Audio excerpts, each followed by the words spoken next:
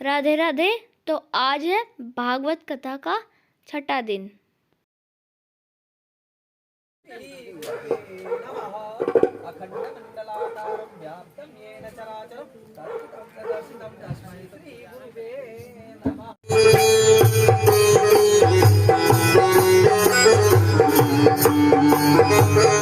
हरे राम राम राम हरे हरे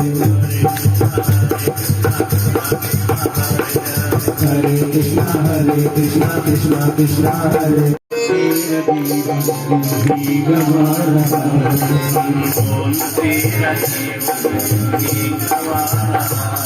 अनमोल तेरा जीवन गवा रहा है।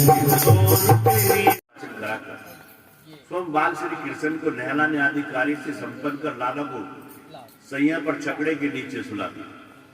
यशोदा जी उत्सव में आए हुए अतिथि से इसे उलट दिया, परंतु गोपों ने बालकों की बात समझकर उस पर विश्वास नहीं किया। ठीक ही है, वे उस अनंत बल को नहीं जानते।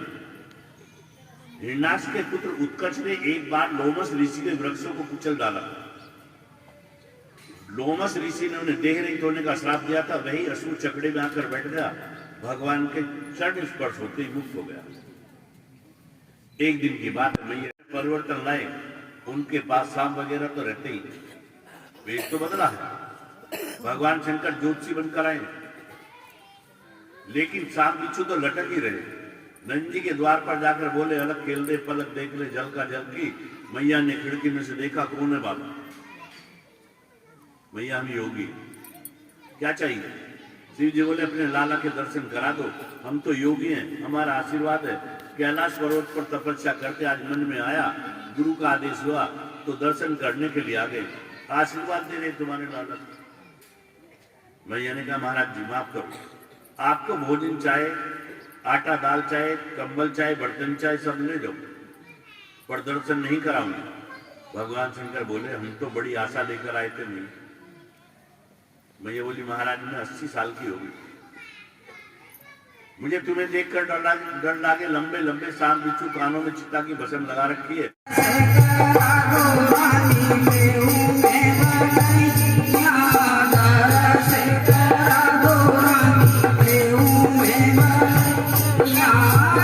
बहुत सुंदर श्रृंगार किया, बड़े और सुंदर लाला की जाती है। लाला को पीतांबर पहना है, लाला को सुंदर सुंदर घुंघराले बालों में मोतियों की माला बांधी, बीच में मोर पंख लगाया है, आंखों में काजल लगाया, पालने में कन्हैया को सुलाने लगे। लेकिन ये तो सोई। मैया लोरी गाते सुनाने, मेरी पूजा की थाली सजी रही, आप आए नहीं असुधा हो गई। मेरी पूजा की थाली सजी। अब ये कथा इसलिए है कि जब ब्रह्मा नहीं समझ सकता भगवान की लीला को, तो हम तो छोटे से जीव में हम क्या उनके पार पाएंगे, क्या समझ। इसीलिए हम भजन करके बार बार भूल जाते, फिर उसी उधेड़ में लग जाते। दुबला पतला है, खा पी कर मेरे जैसा तगड़ा बन जा। मधुबन ने कहा कि नहीं, हम तो बहुत गरीब हैं, हम माखन कैसे खा सकते।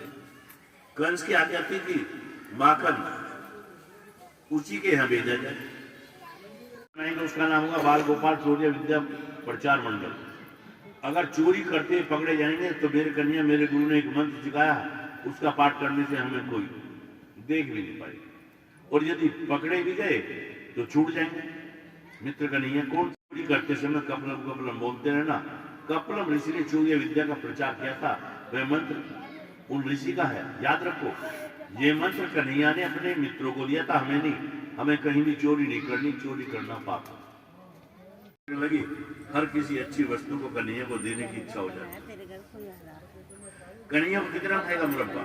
यदि कन्हैया इस समय आ जाए, वानर जितनी मर्यादा का पालन नहीं करे तो उससे भी गया दिखता। सभी ने भरपेट माखन खाया। इतने में प्रभावती धीरे से बाहर निकली। मित्रों ने देखा, कन्हैया चोर को सजा देनी होगी।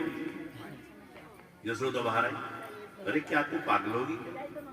मेरा बेटा तो घर में बैठा, किसको लाइए पकड़कर? यशोदा जी तू देख तो सही, किसको लाइए? अपने हाथ में देख, कौन आया हमारा?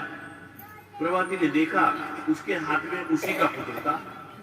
असमंजस में पड़ गई। मैंने तो कन्हैया को पकड़ा था, रास्ते में कुछ गड़बड़ हुई। सुखदेव जी कहते परीक्षित,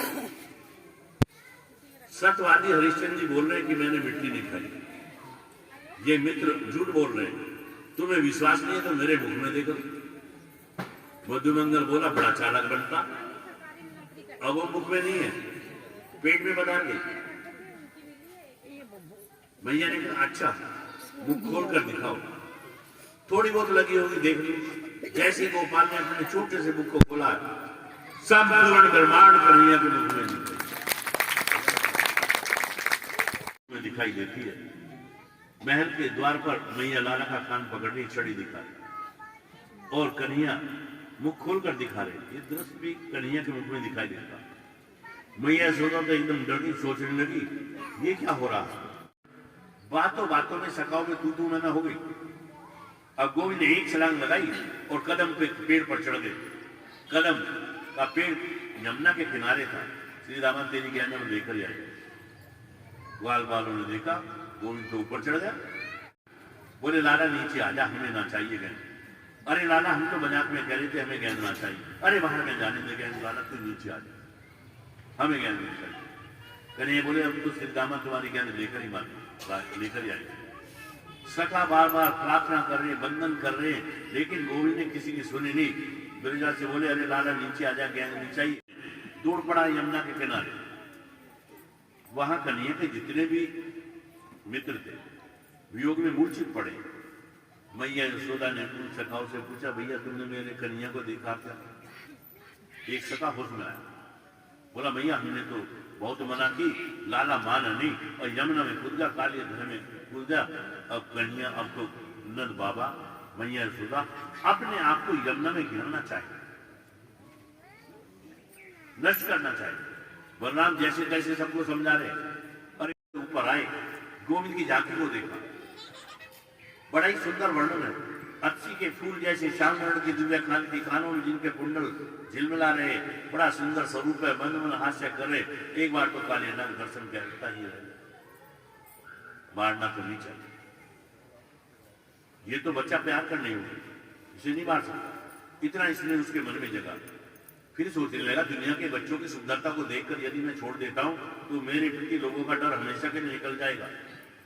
विकराल रूप धारण करके कालियानाग ने 101 पन धारण किए, झटपट कन्हैया को पकड़ लिया, चारों तरफ से कन्हैया को शरीर में लपेट लिया। कन्हैया बोले इसने तो हमें ऐसे लपेट लिया जैसे भैया ने उकल से बांधा था। गोविंद ने धीरे धीरे अपने शरीर को फुलाना शुरू किया। ये सारी बातें पानी के भीतर हो रही हैं। गोविंद ने जब अपने शरीर को फुलाया तो कालियानाग का शरीर ढीला पड़ गया। उसने कन्हैया को छोड़ दिया। बड़ा विचित्र युद्ध छिड़ गया दोनों। युद्ध करते करते मेरे गोविंद छलांग लगा, कालियानाग के फन पर चढ़े। कालियानाग के फन पर जैसे गोविंद चढ़े, भगवान ने तो मैया से बोले भैया इस भोग में से एक पकौड़ी दे दो। डांट लगा दिया, नहीं नहीं दूर रहना, भीतर मत आना, पकौड़ी का हाथ में देना। गोविंद रोने लगे, रोते रोते तेरी भैया सामग्री बना दी, बुरा नहीं मानना चाहिए। कन्हैया बोले बाबा जीव का जन्म कर्म से होता है, जीव की मृत्यु कर्म से होती है। यदि ईश्वर नाम की कोई चीज है तो फल। ब्रजवासियों का तो कन्हैया सब कुछ है, उनका मित्र भी, पुत्र भी, भाई भी, स्वामी भी, सब श्री कृष्ण है। ब्रह्म जब इतने सरल रूप में मिल गया तो फिर दिया तेरा भगवान को मैं साक्षात दर्शन दे रहा। लेकिन कन्हैया के जो मित्र है मधुमंगल का लाल, कन्हैया बोले सब ठीक है। गिरिराज महाराज के बड़े लंबे हाथ है, सब प्रकार से तुम लोगों की सुरक्षा करेंगे। टूट गई, जल लाते लाते तेरे गिरिराज जी का तो नाखून भी गिलाना है। कन्हैया बोले ऐसे क्यों कहते हैं, क्या चाहते हैं। बोलिए वृंदावन बिहारी लाल की जय, बोलिए बाकी बिहारी लाल की जय। मिले ना जब तक ये तुम्हारे दिया की है, हमें ऐसे न तड़पाओ, तुम्हारी याद आती है, याद आती है, याद से आओ, तुम्हारी याद आती है, तुम्हारी याद आती है, तुम्हारी याद आती है,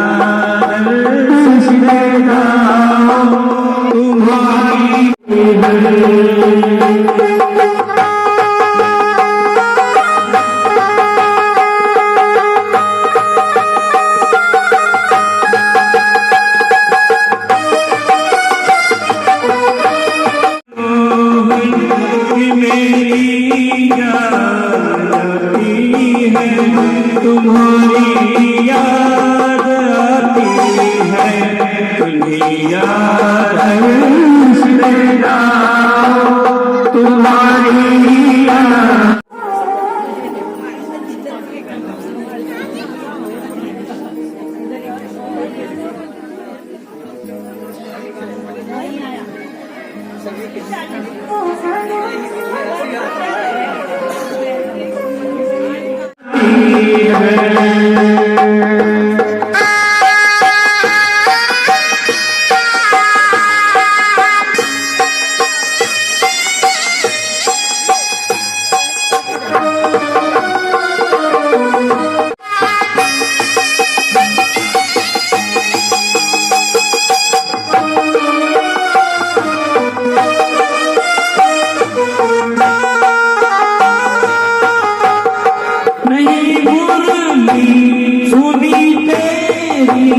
नहीं सूरत देखी तेरी, नहीं सूरत देखी तेरी, न आए गंगा तट पर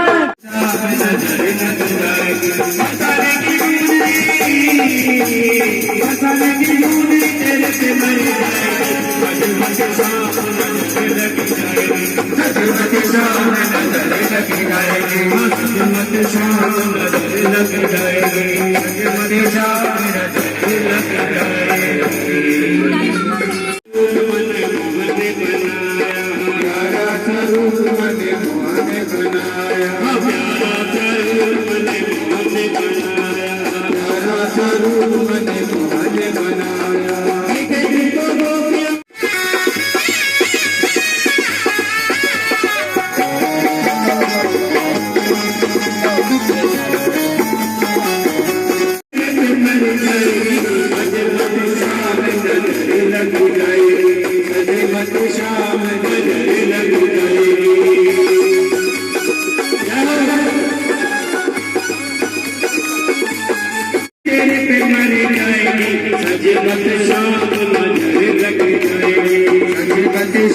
नजर लग जाएगी, शाम नजर लग जाएगी।